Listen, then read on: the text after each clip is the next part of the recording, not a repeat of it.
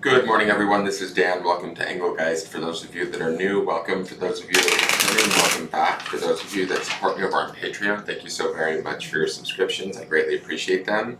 This is the weekly forecast for all signs. It is a broad spectrum reading. I do speak in broad terms. You need to figure out if and where it fits in your life, if at all. It is for the week of June 25th through July 1st, but it's not solely set for that date.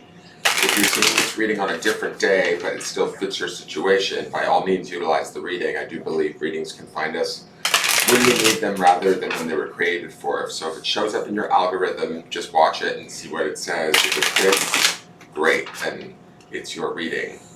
Each card will represent for a day or two of the week.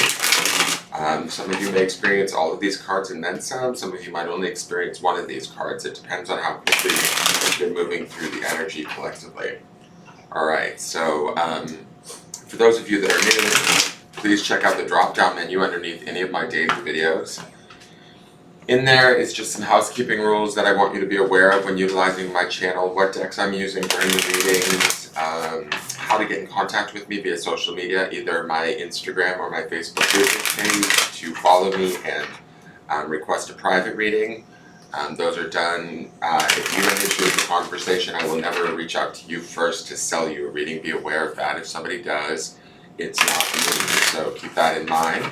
Other ways of supporting the channel are also on there, like hitting that thumbs up button greatly helps. If you're new, subscribe to the channel and hit the notification bell so you get notified when I go live or when I put up new readings. And sharing the video out and leaving me a question or comment also greatly helps.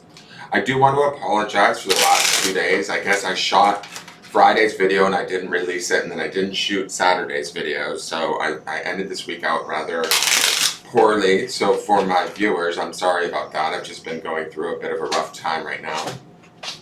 Hopefully this week will change and get better.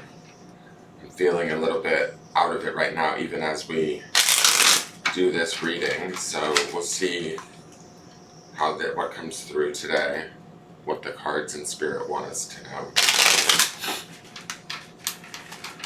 So thank you for hanging on while I get everything back on track.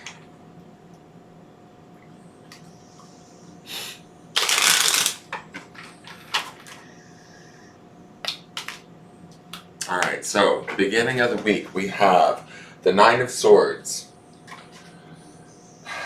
Worry, anguish, fear, nightmares. We saw this card last week also. I've definitely been feeling a little bit of this card. The one thing with nines are that they're coming to terms with them. We have to face it down and come to terms with it and put an end to it personally. So we might be dealing with a lot of our worries. These could be worries around fears around money, romance, relationships, just our life in general, whatever it is for each one of you. And each one of you, it will be different. These things could be heavy on your mind during this time, right? We need to know that they're just fears, though. You know, they're not necessarily real. Those planes flying above him that are sort of torturing him or keeping him up at night aren't necessarily actually there. They're in his mind, right?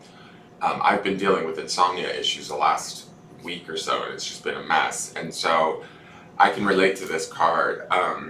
If we find ourselves stressing over things that we can't control, we're probably going to need to comfort ourselves to a certain degree and let these things come to pass, or let these things sort of transform while we look at them. Don't let them overtake us. That's the key. Let's look at the midweek card.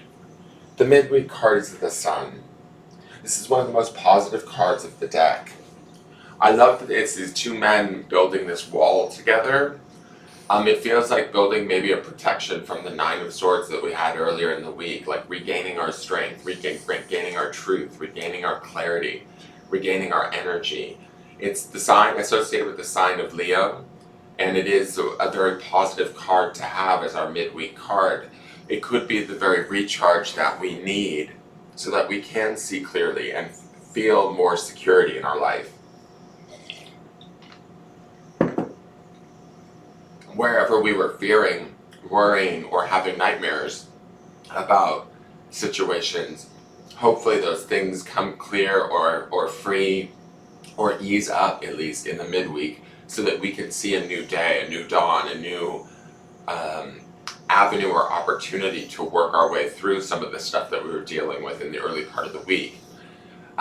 This wall to me has got my attention. Them building this wall together, it just seems like, I don't know why, but I want to say like maybe confiding in a friend about where you're truly at and how you truly feel helps to shed light on what's really going on and what next steps. The next steps to me are the building of the wall. What next steps you might need to take to ensure your well-being, your security, your safety, your happiness. It's there for you with the sun being there. It's just we might have to do a little work or shift our attention towards what's positive and what is working, and then work towards that, if that makes sense. The last card is the Nine of Pentacles. I don't mind him at all because he's all about independence. He's about having everything that he needs. He is associated oftentimes with the sign of Virgo, but he's well off. Like, he has everything he needs in his life, regardless of romantic status, let's say that. He's always pictured, it's usually a woman alone in a field. It's like she has everything she needs except the love of her life kind of thing, but she's okay because she understands the abundance that is her life. She's okay with the place that she is at, even if she doesn't have the thing that, you know, she thought she wanted, which might have been the relationship. Here, he feels set for a new adventure to me. He feels like stable, grounded, and ready to continue forward, appreciative and in gratitude of what he has and his ability to like use it in the right way. You know, after seeing the light of the sun, the truth of the sun, we understand that we're in a much better position than we thought we actually were. It's interesting too that one is the Nine of Swords and one is the Nine of Pentacles. Both are nines, right? So where we might have felt or fear or thought we had lack, we actually find by the end of the week, somehow through transformative realization, that we have everything that we need for the next part of our journey, is my feeling. And we should end out this week feeling independent, okay, secure, ready to get to, you know, further manifestations or next steps in which direction we're heading in. There's a self-assuredness with the Pentacles that I like to see at the end of this reading. Let's look at the Modern Nirvana Oracle. It's emptiness. I love the depth of this dark green. It feels like it's taking us, I don't know why, it feels like it's taking us to the dark depths of our heart. Let me read it to you. So, we mold clay into a pot, but it is the emptiness inside that makes the vessel useful. Lao Tzu, the Tao Te Ching. How can we even remotely begin to fathom emptiness, a space free of judgment, sensory stimulation, and extrapolations of what is? Simply contemplating emptiness opens a space that can be filled with thoughts, ideas, and calculations of what the void contains. To free the mind from all projection and find the usefulness in emptiness's infinite potential, we must contemplate the value that can be found in vacancy by entering the void. Let us try a breathing exercise so that we can connect to this space as we reconcile duality with every inhale and exhale and find a sacred connection to present moment awareness. 1. Close your eyes and take note of any sensations you may currently be feeling in your body, heart, and mind. Acknowledge any thoughts that may be present inside and say in your mind's eye, I release, I relax, I let go. Step 2. With every inhale, visualize a bright white light clearing away all thoughts, clearing away all judgment, and clearing away all obscurations of the mind as the light radiates and emanates through every cell of your body and every fiber of your being. With every exhale, let go of any heaviness, any doubt, any fear, releasing darkness and density, allowing them to absorb back into the cosmos, imagining that the darkness is transformed into beauty and its power is fueling space to hold billions and billions of stars. Step 3, continue this breathing pattern until you feel all sense of self, identity, and perception dissolve into dark matter, silent, dazzling darkness, and become enraptured in the appreciation of emptiness as the container which holds the potential for all creation. Step 4, float in this emptiness and allow this energy to defragment all subconscious clutter as your thoughts organize on their own, without force or effort, only beautiful empty space organizing for you without any resistance. Step 5, open your eyes and take note of any feelings, sensations, or downloads you may have received while holding these visions of emptiness. Did you find a resolution or revelation? Record any insight you may have received and see how it may present itself on your path today. The mantra is, my mind is an open door to empty space. Where there were once thoughts, only the elegance of stillness remains. I think honestly that seems like the transformation of the Nine of Swords to that Nine of Pentacles. Finding that emptiness in our mind to fill with new, brighter thoughts from the sun that energize us and help us to realize and see ourselves from a far more capable and possible place, right? A place of possibility rather than a place of desperation. So there does feel like there is a transformation this week in how we view ourselves. We might need to really go deep into the darkness of our subconscious thoughts and start to clear away some of the things that are standing in our way or no longer working for us. Let's look at the clarifiers. We have the Two of Swords. That's definitely a boundary. The Two of Wands. It's new beginnings. And the Nine of Swords again. This is a fight of the mind. The Two of Swords can be about drawing a boundary or saying no to something that no longer serves us, that maybe brings us this Nine of Swords energy.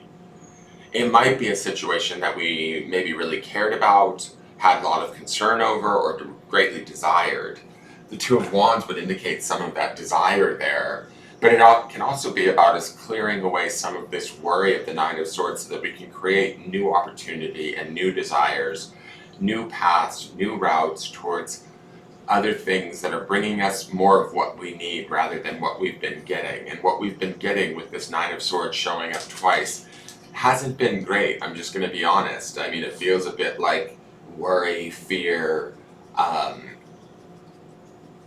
struggle. And so I kind of get the feeling that the Two of Swords is us saying no to the struggle, and the Two of Wands is us saying yes to like the light of the sun and the possibility of the Nine of Pentacles. And where do we go now? How do we release this Nine of Swords? How do we release this worry? How do we let go of this plan that we maybe have had for a time that we might have even found ourselves living for and we're unaware of?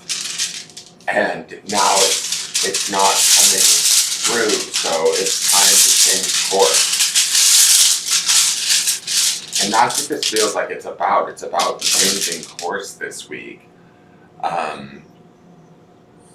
Through looking at our thoughts, our worries, our fears, and releasing them or letting them go. The grounding stone is vision. I like that it's on obsidian, which wards off negativity, but it's also that darkness that they want you to enter into in the emptiness card, right? Going into that depth of who we are, how we truly feel, what's truly going on subconsciously. Once we're in there and we can find that space in that emptiness, the space in between the fears, the worries, the Nine of Swords thoughts, we can start to create that new vision, that new possibility through the light of the sun and the possibility of what assets we already have at our disposal.